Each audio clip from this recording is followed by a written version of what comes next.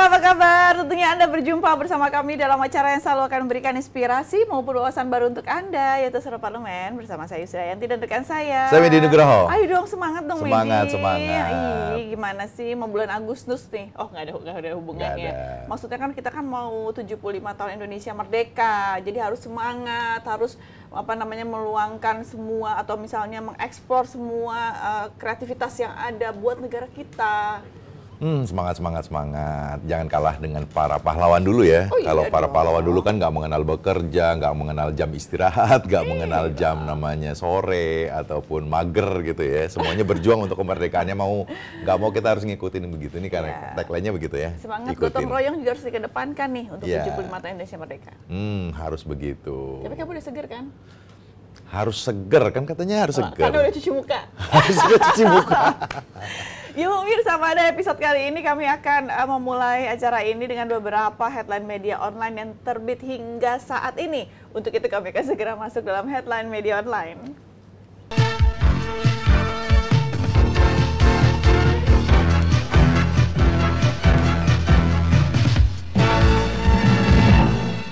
Ya pemirsa, headline media online pada saat ini akan kami ambil terlebih dahulu, yaitu di tempo.com. Rekor 1.863 kasus COVID-19 baru ini, kata epidemiolog Edgman. Kasus positif virus corona COVID-19 di Indonesia telah mencapai rekor baru dalam sehari, yaitu bertambah sebanyak 1.863 kasus per Rabu ini, maksud kami adalah 8 Juli 2020 kemarin.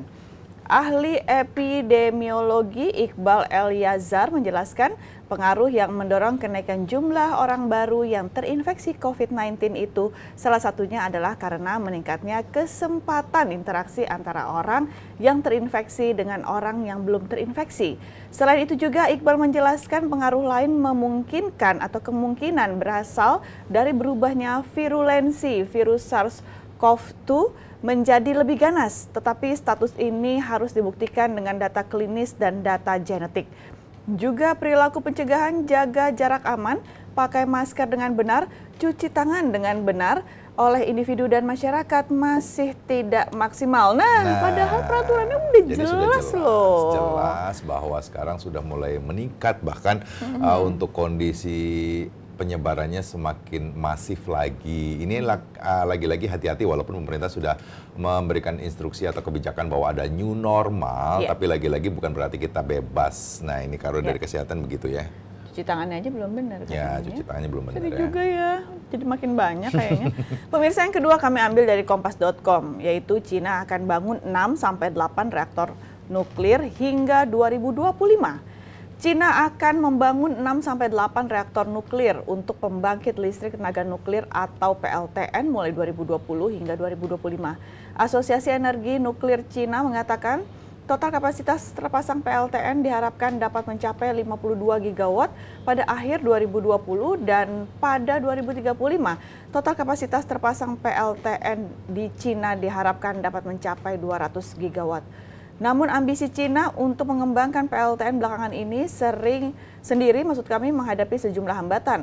Di antaranya adalah berupa penundaan pembangunan proyek besar karena teknologinya belum teruji dan moratorium atas insiden Fukushima di Jepang pada tahun 2011 lalu. Ya, luar biasa. Lagi-lagi saya berikan apresiasi buat negara Cina ya. Lagi-lagi membangun sebuah tenaga listrik dari nuklir ini cepat sekali targetnya. Indonesia aja 35.000 megawatt aja sampai sekarang belum bisa tercapai dengan baik ya. Padahal masih masa pandemi ya. Jadi tapi tetap yang namanya kreativitas atau membangun tuh terus berjalan loh. Tetap tidak ada. Artinya bisa menjalankan kedua-duanya, antara pembangunan negara juga antara menghindari atau masa pandemi seperti ini bisa berjalan dengan baik ya. Itu harusnya kita juga bisa begitu. Bahkan Cina sudah menemukan vaksin ya, sebentar lagi udah mulai tahap uji akhir untuk vaksin corona ini. Dan jangan juga akan segera masuk ke Indonesia. Ya, kan? mudah-mudahan. Dan selanjutnya pemirsa, kami ambil di cnnindonesia.com mengenai aturan holding BUMN penerbangan ditargetkan terbit Oktober. Direktur Utama PT Garuda Indonesia Persero Tbk Irfan Setiaputra mengungkapkan perkembangan rencana pembentukan holding BUMN penerbangan. Ia menuturkan peraturan pemerintah atau PP yang mengatur tentang pembentukan holding BUMN penerbangan ditargetkan terbit Oktober mendatang. Ia mengatakan pembentukan holding BUMN penerbangan akan menghindarkan perusahaan plat merah dari sektor aviasi dari aksi saling sikut lantaran nantinya berada dalam satu naungan.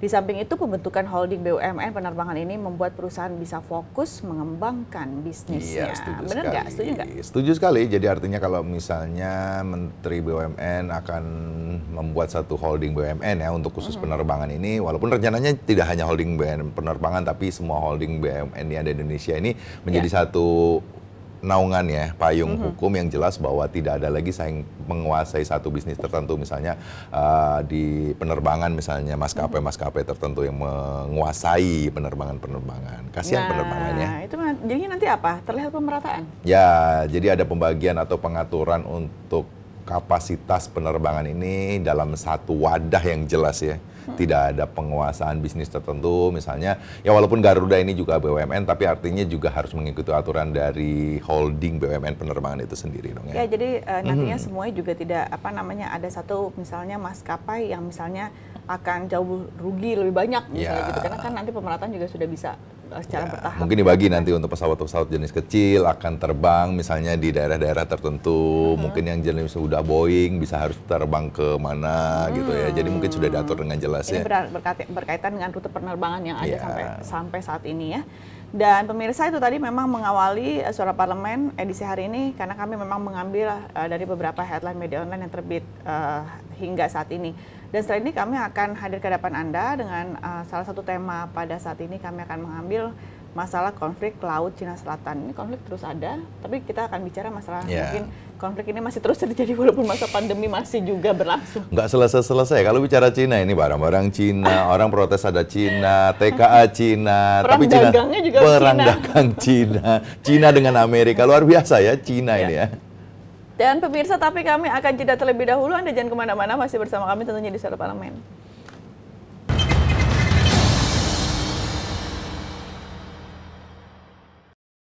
Anggota Komisi 8 DPR RI Muhammad Ali Taher bersama dengan Kementerian Sosial menyalurkan bantuan 500 paket sembako di Kota Tangerang dan Tangerang Selatan bagi masyarakat terdampak COVID-19.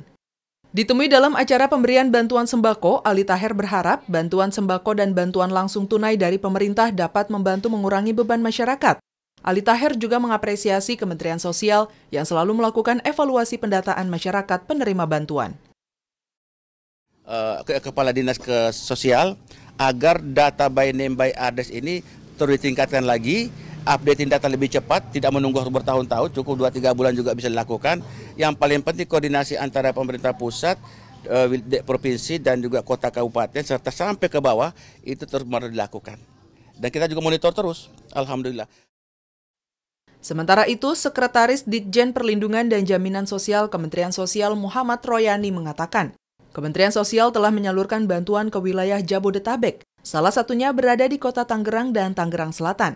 Royani berharap dengan adanya bantuan, masyarakat dapat merasakan kehadiran negara di tengah masa pandemi COVID-19. 1.000 keluarga penerima manfaat. Pada hari ini, kemitraan Kementerian Sosial dengan DPR, dalam hal ini Pak Ali Taher Parasong, mengantarkan sebagian bantuan sosial sembako tersebut untuk warga yang terdampak secara tidak langsung sebetulnya di sini. Karena menurut laporan dari Pak Lurah Petir, di sini tidak ada korban COVID, tetapi yang adalah yang terdampak, misalkan karena PHK dan sebagainya. Pemerintah bersama DPR terus Rohim, TVR Parlemen melaporkan.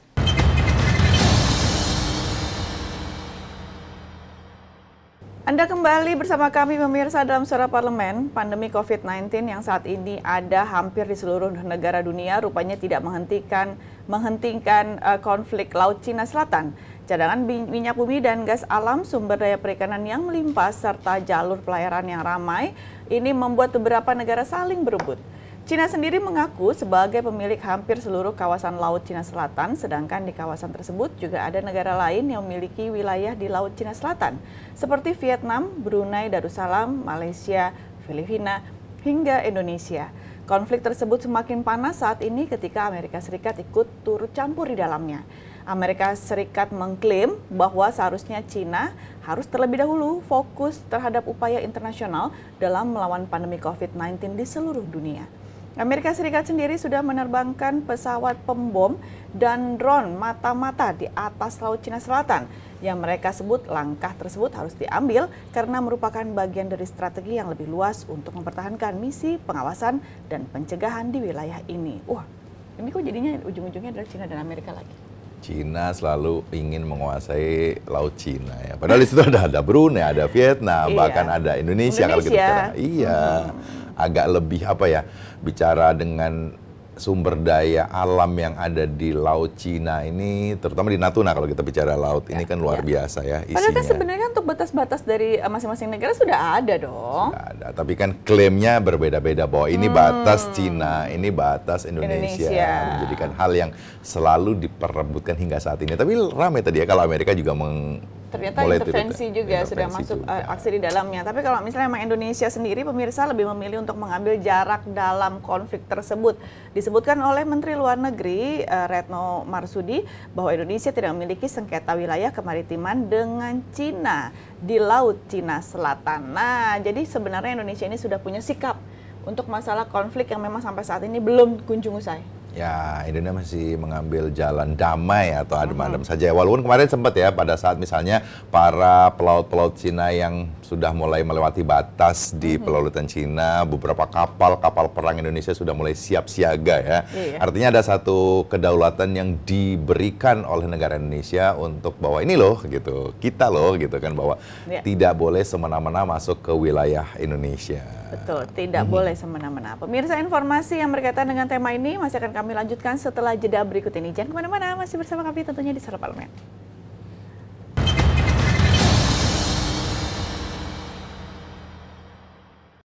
Dalam rangka menyempurnakan rancangan Undang-Undang Nomor 7 Tahun 2017 tentang Pemilu, Komisi 2 mengundang sejumlah pakar adanya usulan tentang Omnibus Law, sistem politik di Indonesia, yang akan membungkam sejumlah undang-undang tentang politik, seperti Undang-Undang Pemilu, Undang-Undang Pilkada, Undang-Undang MD3, dan Undang-Undang Partai Politik.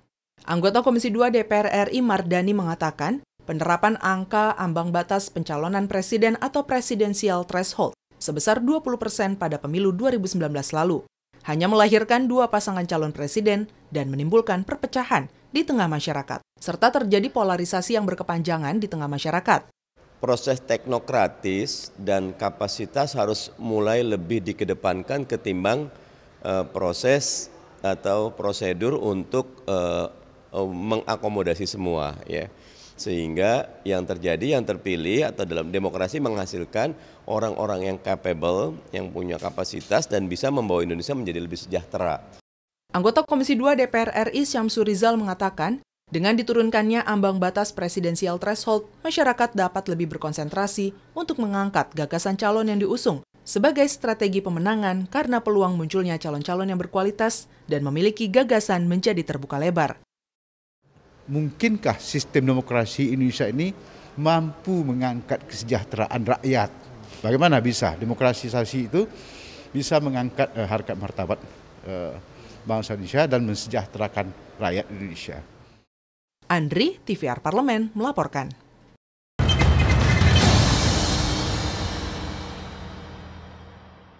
Pemirsa, masih membahas masalah konflik Laut Cina Selatan. Menteri Luar Negeri Indonesia menegaskan kembali bahwa Indonesia menolak untuk bernegosiasi dengan Cina karena menurutnya Cina menggunakan taktik baru untuk memperkuat klaim sepihaknya terhadap Laut Cina Selatan.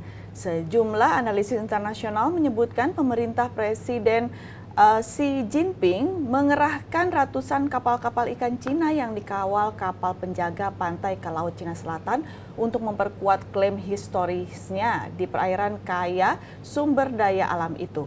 Anggota Komisi 1 DPR RI Sukamta mengingatkan agar Indonesia tetap waspada dan jangan sampai terlena serta dimanfaatkan oleh negara-negara yang bersengketa atas wilayah Laut Cina Selatan. Ia menegaskan ataupun menekankan Indonesia agar menjalankan prinsip politik bebas aktif dan tidak terseret ke salah satu blok yang tengah berkonflik. Ia juga berharap pemerintah Indonesia harus siap dengan segala kemungkinan termasuk jika terjadi peperangan terbuka antara Amerika Serikat dan Cina di Laut Cina Selatan. Tuh. Ya, tuh. Tapi kalau bicara masalah Amerika, padahal jauh sekali Amerika, tidak dekat dengan Laut Cina, tapi gimana pun juga Amerika selalu ingin ya mengikut campur apapun alasannya. Negara adik kuasa. Adik kuasa. Ya mudah-mudahan tadi kalau dari pemerintah, Bu Retno, mengambil jalur damai, artinya walaupun misalnya ada konflik yang luar biasa, perebutan, dan Cina lagi-lagi kalau kita lihat historisnya juga sedang membangun jalur sutra ini yang luar biasa ya, bahwa antara perdagangan Cina ini akan semakin diluaskan. Dan lagi-lagi Laut Cina Selatan menjadi incaran utama negara Cina karena SDM yang luar biasa ini. Mudah-mudahan Indonesia lagi-lagi tidak terlibat secara keras ya atau kasar terkait konflik ini ya. Salah satu anggota DPR RI dari Komisi 1 juga mengingatkan bahwa jangan sampai nantinya juga Indonesia seperti terlihat memblok ataupun misalnya memihak dengan salah satu pihak. Karena memang harusnya Indonesia juga bisa berada di tengah untuk melihat dengan jernih masalah konflik Laut Cina Selatan. Karena kalaupun misalnya tadi kan kamu sudah bilang bahwa nanti akan dibuat jalur sutra, nah kenapa tidak kerjasama dengan Amerika Serikat dan Cina juga bisa menambah atau membawa keuntungan untuk negara kita. Ya harusnya begitu ya. Jadi dengan konflik ini Indonesia lagi-lagi malah justru diuntungkan ya dengan kondisi konflik seperti ini. Artinya bukan Indonesia akan mengambil keuntungan dari konflik ini, tapi setidaknya jalan damai yang harus diambil. Ya, tetap kerjasama kepada bebas negara-negara. dan aktif lah ya gitu katanya ya. Iya dong, harus dong kerjasama dengan seluruh negara di dunia ini harus terus dijalankan. Kalaupun misalnya ada yang berkonflik, bukan berarti kita memihak dengan salah satu. Itu memang kita harapkan semua. Pemirsa, dengan demikian usai sudah Suara Parlemen edisi hari ini, saya Yusri Hayanti. Saya Medi Nugroho. Mengucapkan terima kasih atas perhatian Anda dan sampai jumpa.